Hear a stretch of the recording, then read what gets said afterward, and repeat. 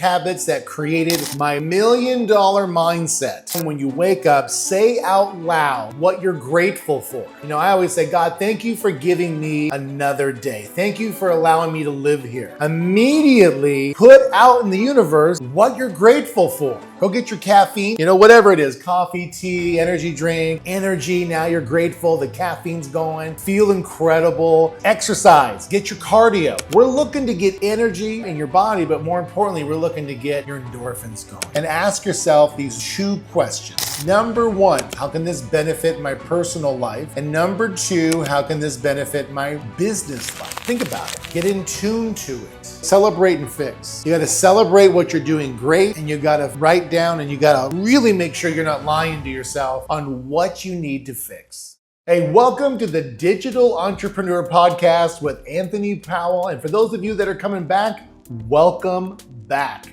I'm real excited. I've been doing interviews and I've been really dissecting my $2 billion story. And it's taken months to really give you guys all the little details. And why am I doing this? Because as an entrepreneur, there's a lot of hidden things that don't get exposed when you hear podcasts or people interview or people walk up and ask a quick question. I really like to let everybody know the goods and the bads, and so how you can avoid as much as possible the extra things that go wrong on your come up. And then once you're up, how do you continue to go forward and build it up? There's a lot of things that go into being an entrepreneur. So every week that I've been doing this, it's a different topic about different circumstances on entrepreneurship. So go backwards and listen to my story. And it's not about me, it's about all the things you're going to be able to learn so you can become successful quicker, faster, and stronger. And by the way, if you haven't subscribed yet, please make sure you do.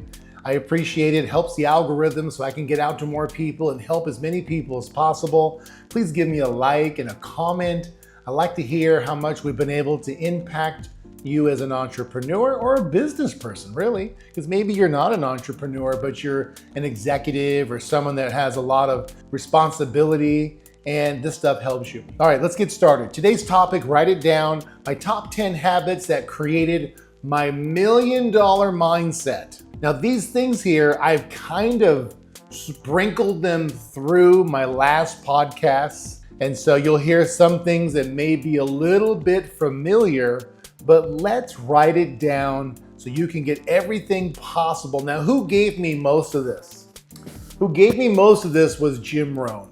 Many of you maybe do or don't know, Jim Rohn was like a father figure to me. We traveled all over the world. I helped a family member of his, I won't specifically tell you which one, get up this marketing plan of a company I was in. When Jim I used to live in Arizona, Phoenix, Arizona, Scottsdale, Arizona. When he would fly in, nobody knew he had a patio home. And he used to go there about every 6 months or 90 days, depending on the year, and he would escape. He called it his escape house. And he used to go in there, he had a little small pool, and we'd sit back there and drink some wine, have some cigars from his vineyard, and just have great conversation. So, a lot of little things like that really weren't understood, that I went through all this process. Anthony Robbins worked for Jim Rohn. Many of you don't know that. He worked in his phone room and sold Jim Rohn's materials. And I had an opportunity to do something even greater. I was able to be with him on airplanes for 10 to 15 hour flights. I had him together by the pool having conversations. And the greatest thing about it is he was able to help form who I was then and who I've become today. So thank God for Jim Rohn. If you don't read his books, listen to his audios, watch him on YouTube. He's passed, but we have him forever. Okay, so let's get started. Let's talk about what do you do in the morning, right? Again, this is about creating my multi-million-dollar mindset. So number 1, when you wake up, say out loud what you're grateful for. I always say, God, thank you for giving me another day. Thank you for allowing me to live here. Thank you for showing me how to be strong.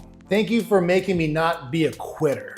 Just what are you grateful for? And you got to get that in your subconscious brain, because if you don't say what you're grateful for, the minute you wake up, here's what's going to happen for it to you. You're going to wake up and you're going to give your subconscious brain this. Oh, I'm so tired. When you take that message and put it into your subconscious brain, what happens is now, guess what? You're gonna behave that way. So then you're gonna go through all the movements of being tired instead of focusing on one grateful. And then you're gonna go through all the movements on grateful and winning. It's all a behavior. It's all in your subconscious brain. Jim Rohn said, immediately put out in the universe, and I'm not like a hocus pocus universe. I'm talking about put out there what you're grateful for. And then march to that drum. And I can promise you this, if you do this, it's kind of weird because maybe you sleep next to somebody at night, right? And you go, hey, I'm grateful for, and they look at you like, are you freaking crazy? And you're like, no, I'm changing my life. And in order to do that, I've got to work on my subconscious brain first. And then I'm going to work on my, myself. And then as a result, I'm going to fine tune the product of me. So if you hear what I say in the morning, I would highly advise when I say something I'm grateful for, you need to say what you're grateful for, okay? Could be anything, guys. Like, I'm grateful for my dog. Gives me so much company, right? My dog should give a book on love. Wouldn't that be incredible? But the first thing you do is say out loud what you're grateful for. Go get your caffeine, number 2. Whatever it is, coffee, tea, energy drink, matcha tea. People are doing this matcha green stuff, blending it all up now. Whatever it is, get your caffeine going. And that's a time, that energy, now you're grateful, the caffeine's going, you feel incredible, you're excited, right? Next, exercise, get your cardio. Now, I'm not talking about being a marathon runner. If you've never been a cardio person in the morning and you make excuses and sleep in and try to get one more 30-minute interval going on in your life, get yourself up and get out and if you can only walk 1 mile, walk a mile, then walk 1.5 miles, then 2 miles down the road. It's gonna take 90 days if you're starting at 0. Maybe you walk on the treadmill. Maybe you've been doing it for a while. Start inclining. The bottom line is every week, push yourself a little bit more. You can do a rowing machine. That's a lot of cardio. Your body and you're gonna get out of breath. Maybe you are a runner. Run faster. We're looking to get energy, right, in your body, but more importantly, we're looking to get your endorphins going. We're looking to get the stress out of your body. We're looking to get everything moving. I want that adrenaline rush. Let's go. The bottom line, what it's doing is it's getting oxygen to your brain. So you have the capacity to work on yourself, your business, everything for the day. Guys, don't shortcut this. It's so important. Number 3, what is this? 1, 2, 3, 4. Personal development. Now, obviously, I'm a Jim Rohn fan. 1, he's a father figure to me. 2, he's the entrepreneur's personal philosopher. Why? He's the only guy, or let me say it differently, the only entrepreneur who started out as an entrepreneur, made it to a millionaire, lost it all, gained it all back, and wrote about it. All the mindsets, all the times how it felt when he lost it. Why did he lose it? Momentum, consistency, all the things that go into the run of being an entrepreneur. He has it all in the writings. Now, the other people that are out there are good people, but a lot of them, 98% of them just rewrote somebody else's stuff. And they're good speakers. They mean well. They know how to motivate. They know how to educate, but they didn't build a business from the bottom up. They might have bought a business once they got rich, but you need a personal philosopher who started at the bottom, understands the struggle. Now, when you get into your personal development, there you can read the book, listen to the audio book, watch on YouTube for free. If you read the book, you got to highlight, take notes. Then you can come back and read your highlights and read your notes. If you have an audio book, write the notes down, obviously. You can come back and read your notes. And if you're doing a video, write the notes. Now, at the very end, we're not looking, if you're reading a book, to get through 4, 5, 6 chapters. 1 to 2 chapters based on how long it is. If it's short chapters, 2. If it's a long chapter, 1. Because it's more important to have it sink in and ask yourself these 2 questions. Number 1, how can this benefit my personal life? And number 2, how can this benefit my business life? Think about it, ponder it, get in tune to it. And then you got to realize you're going to do this 7 days a week because you have a new habit happening. You're getting up, you're saying what you're grateful, you're getting the caffeine, you're doing the exercise, you're doing the what? Personal development. For 30 minutes, 45 minutes, and get on with life. Here's the next thing, the to-do list. When you're done with that, go sit down and get your to-do list / task list under control. The task list is where you're writing down all the things that have to be completed. And then you put a number next to them. So a 1 has to get done today, a 2 has to get done in the next 48 hours between today and tomorrow. And then you have 3s which need to be done within the week. 3s become 2s, 2s become 1. When I tell this to so many people over the last 25 years, and you know how many people still do it? I do. The lady that works with me, Nancy, many of you know her. She's my operations person. We all do it. Prioritize our list so we know how to be on time, how to be efficient, how to get things done. But if you spend the time doing what I'm sharing with you, it doesn't get out of control. It gets out of control when you do it here and there and there and here.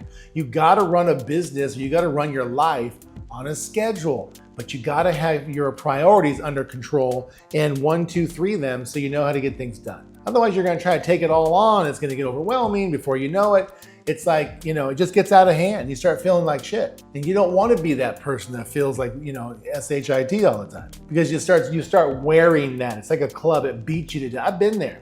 I know what it feels like. Now, once you've done your tasking list, you look at your numbers on your business. And what you're looking for is your sales pipeline.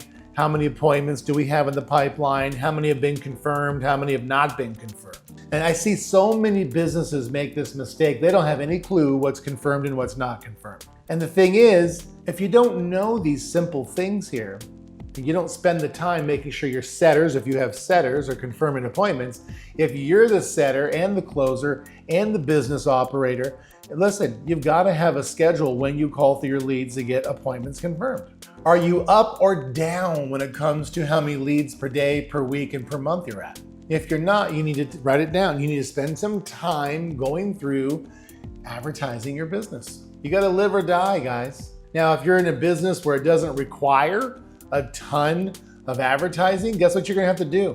And let's say you got 10 active clients. You're gonna have to go ask those 10 clients if you could please give me a referral. I work off of referral, my business works off of referral.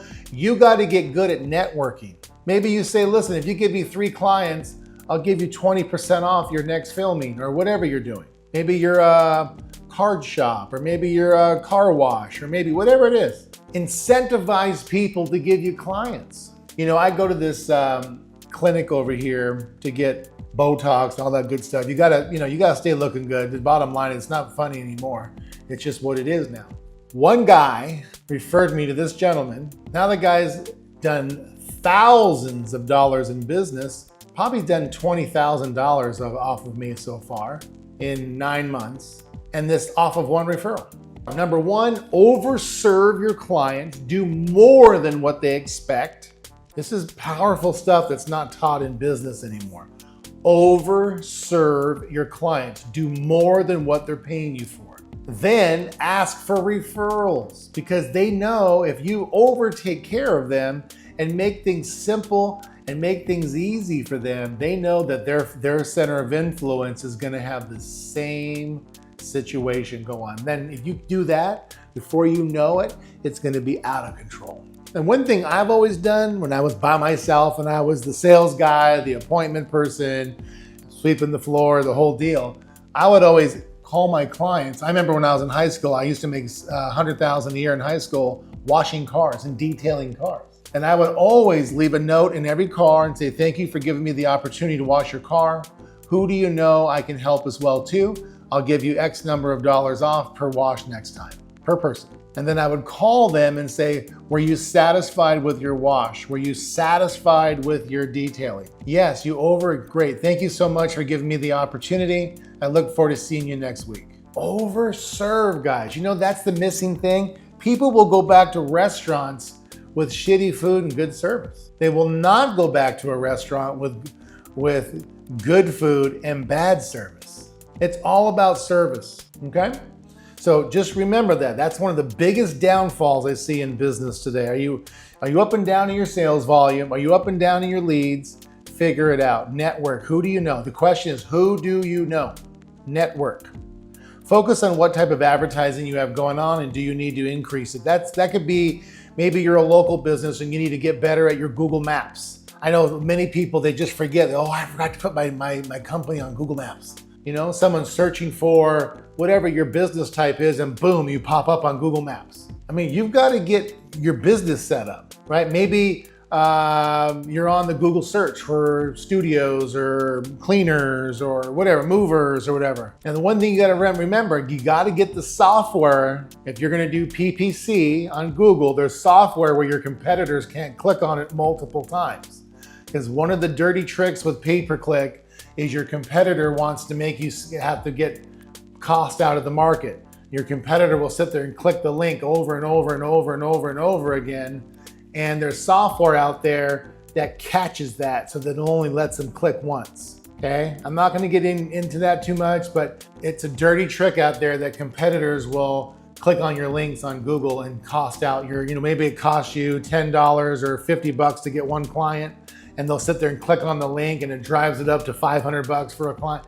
You just got to be careful. Watch your clicks and watch the IP addresses where they're coming from, okay? There's software that will handle all this. It's a one-click block. Now focus on, after the close of business, you do another look at your numbers. We call it celebrate and fix, okay? Celebrate and fix. You got to celebrate what you're doing great, and you got to write down and you got to really make sure you're not lying to yourself on what you need to fix. Because every one of us, and every single day, you're going to have something you got to fix. Could be anything, okay? Could be anything. Now, another thing I would highly recommend, and this is something that is very important for you guys, and this is, again, from part of my $1 million mindset, is when I was a one-man operation, I had to have the appearance as though I'm a big boy operation. So I had to spend the extra couple $100s a month to have an answering service answer my cell phone. I would forward my phones to an answering service. And they would always, good afternoon, Anthony Powell's office, how can we help you today?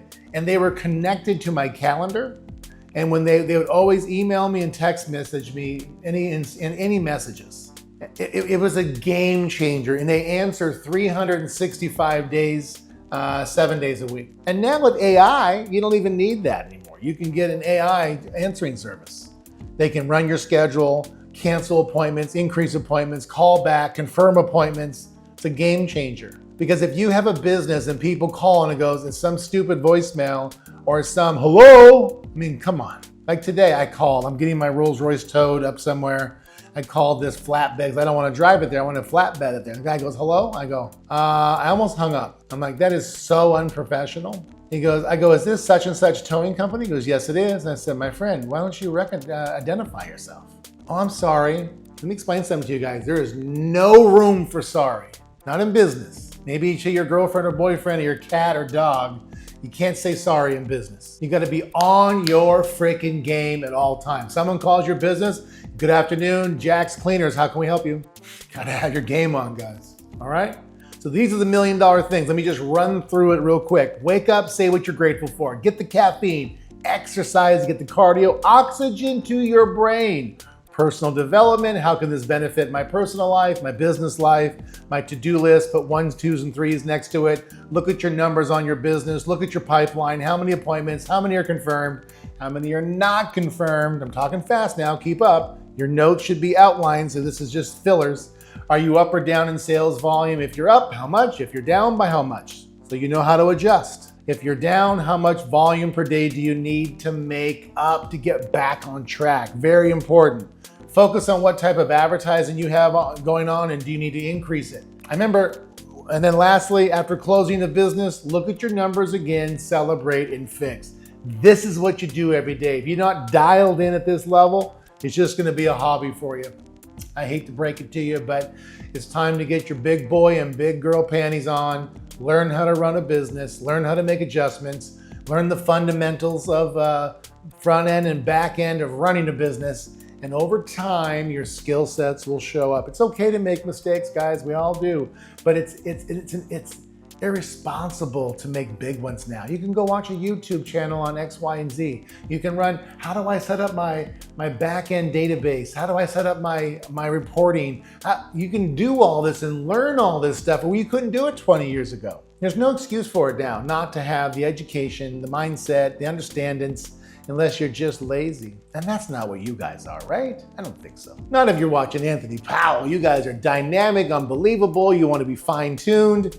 That's what you're here to do. So listen, subscribe, like, comment. Every 6 o'clock Eastern, we drop a new pod. I'm gonna be interviewing a ton more people here coming up, so that's gonna be fun as well. And then we're gonna continue to dig in to all the little things that I've learned either with Jim Rohn, my sales career, building the $2 billion, how did I get so many millionaires around me, 6-figure earners, part-time earners. We're gonna do it all. The last thing is a disclaimer. You guys understand that it takes work to make money. You're not gonna click a button and money's gonna fall on your lap. So don't look at me because I live in a penthouse and drive a Rolls Royce and I'm anything special or that it came overnight. It did not. But I'm able to live off the fruits of my labor today. So you can see my story that it can happen. I'm just a validation of what happens when you don't quit. You guys, will see you next week. Thanks for tuning in. I really appreciate you. Again, like, comment, subscribe. See you next week. Bye for now.